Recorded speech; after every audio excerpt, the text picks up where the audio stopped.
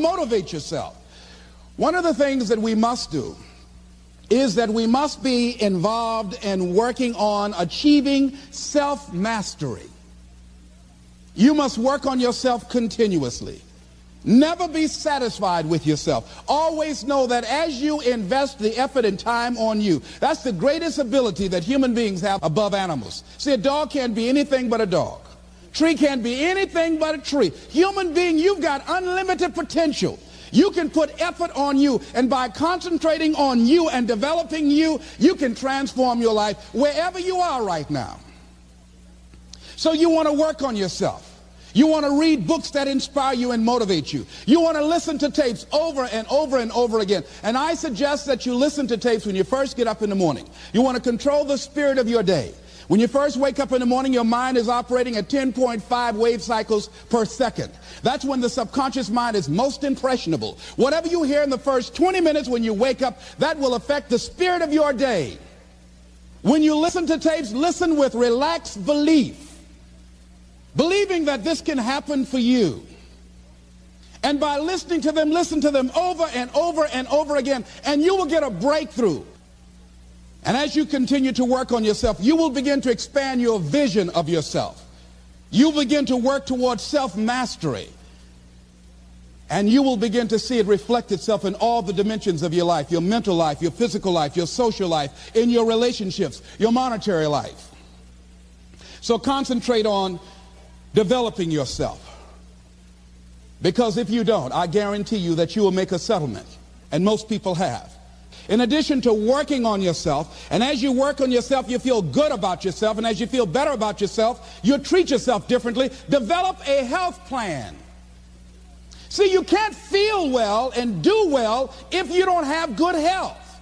You can't perform if you don't have your health. Your health is valuable. Develop a health plan. A plan that you will follow, because this is the only vehicle that you have to carry you through this experience called life. And you want to take good care of it because you love you enough. You care enough about you. And that's not easy. It is not easy having a health plan and sticking to it. But you're worth it doing it again and again and again. I have lost 22 pounds several times. Next thing is, as you take care of yourself, the next key is keys to motivation, to self-motivation. You want to live life with energy and passion. You want to make a conscious effort to be lively. See, in life, you either saying hello or goodbye. You either on the way or in the way. Leave dead people alone.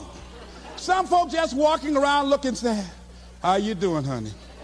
Stay away from these people. Just go away from them. It affects you.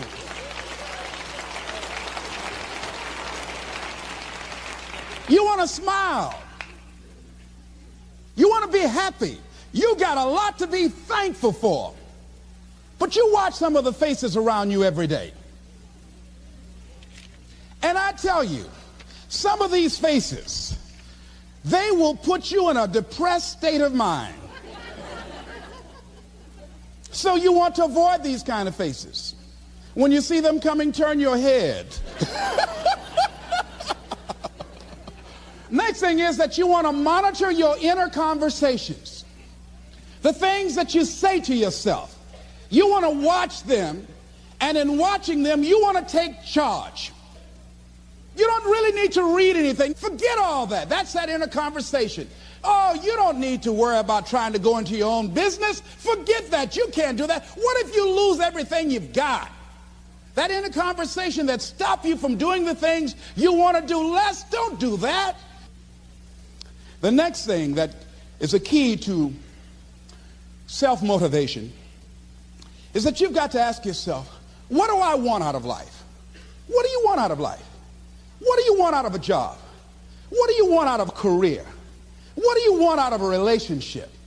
What do you want? What gives you your life? How will you know when you got it? What will make you happy? You need to know. You need to start asking yourself some questions. What do I really, really, truly want? You need to be exact about that. Don't be vague. Oh, I just want to be happy. That's too vague. What will make you happy? How will you know when you got it? Zero in on it. Be exact. Be specific. And as you do that, that will stimulate that superconscious mind, or the reticular activating system of your mind, that will begin to find those things, to identify with it. And once you begin to determine that which you want, take the time to write it down. Don't just think about it. Write it down. That is a subjective process that engages the subconscious mind. Write it down. Once you write it down, read it 3 times a day, morning, noon, and night. Why is that important? Because what it will do, it will cause you to focus. It will cause you to concentrate. When that other conversation is going on telling you what you cannot do, telling you all of the impossibilities and all of the obstacles, your concentrating will begin to create a larger vision within yourself, and you'll start looking for and seeing some new opportunities. You start creating some openings for yourself. As you begin to read that every day, day in and day out, that will make you focus. That will discipline your thinking. And you'll get all kind of creative ideas. As I talk to you right now, being involved in this immersion process, you're going to create some openings for yourself. You're going to get some ideas. You're going to feel your adrenaline flowing, and you're going to think about something, some idea you had, and you say, I want to go back and I'm going to look at that again from a different vantage point, not from the level of the problem or the obstacles that I encountered, but from a higher vantage point. Because what you will begin to see and to know as I talk to the higher consciousness within you, that you are powerful, that you are a miracle worker. And that inner conversation has conditioned you to believe that you are not. And as you begin to discover the truth of who you are, whatever challenge that you're facing in life, and if you're living, you're facing some challenge, you'll begin to know that you're powerful and that you're a miracle maker. So as you begin to write down exactly what it is that you want, read it every day. The next thing is, see yourself there. How will you feel once you get there? What will the experience be like for you? What will be different? What kind of person do you have to become in order to get there? Visualize yourself there, living the experience. You want to see yourself beyond your circumstances. You got a challenge, see yourself beyond your challenge. See yourself with the challenge already resolved.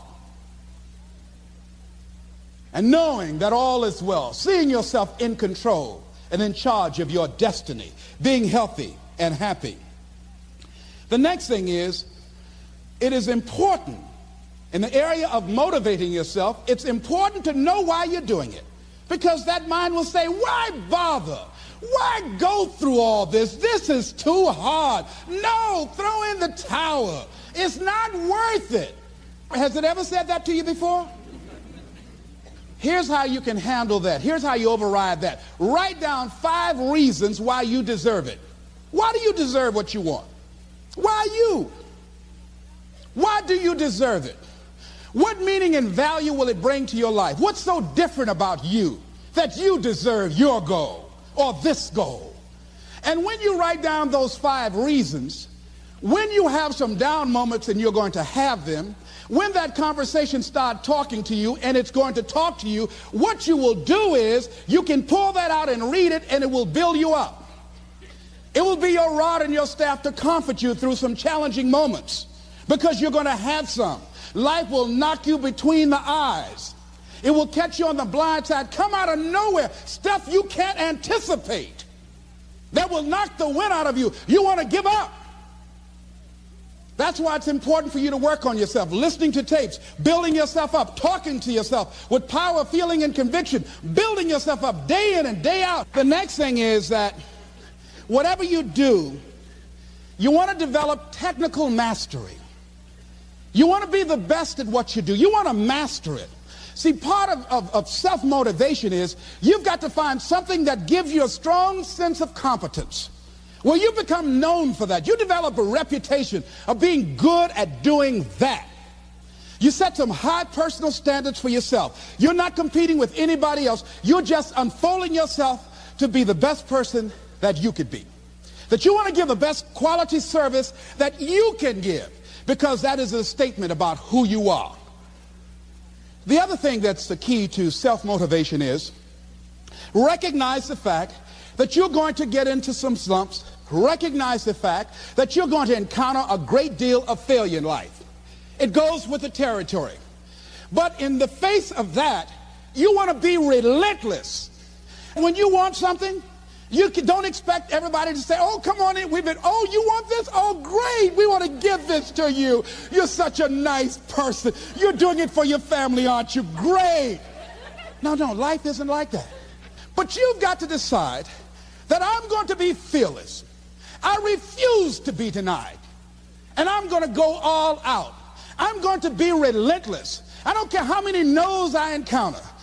The next thing is that when you want something out of life, you've got to be willing to go into action. Don't wait around for things to be just right. Don't wait for things to be perfect. Don't wait for the ideal situation. It will never be ideal. There will always be a reason. Well, as soon as the children grow up, or as soon as I pay my bills, or as soon as I get my divorce, as soon as I get enough money together, do what you can, where you are with what you have, and never be satisfied. A lot of people never take a chance in life. They don't want to take any chances. They want the situation to be ideal. See, that's not walking by faith. That's walking by sight. If I can see it, I'll do it. No. That's a lot of people saying, if I can see it, I'll believe it. No. If you believe it, you can see it.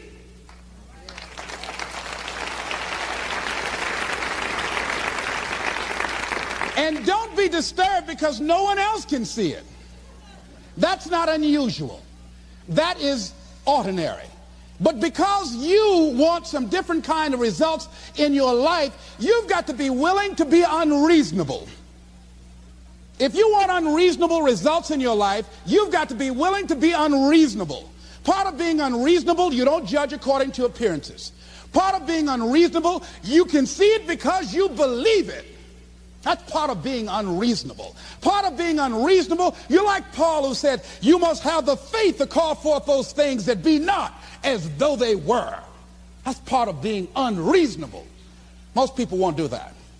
One of the keys to self-motivation that empowers you is that you want to find a cause larger than yourself.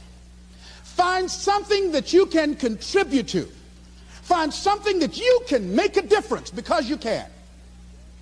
Part of what feeds your larger vision, part of what gives you a reason for being, part of what gives you your life is being able to give something back. Say, I can't afford to give anything. You can't afford not to give. Give your time. Give your talent. If it's nothing, just to go over there and lick envelopes. I don't know exactly what I'm going to do, but I'm going over there. It's part of my tithing in the universe. Once you develop that special sense of mission, and that's what you develop when you're part of a larger cause than yourself, it drives you. You don't need an alarm clock to get up in the morning. You have special power. You'll go places and folk will like to be around you. They will know there's something different about you. When you go in, they'll say, hey, that's somebody important. I want to know who you are. I just want to be near you. That energy that you have, that consciousness that you will embody, will affect everybody around you.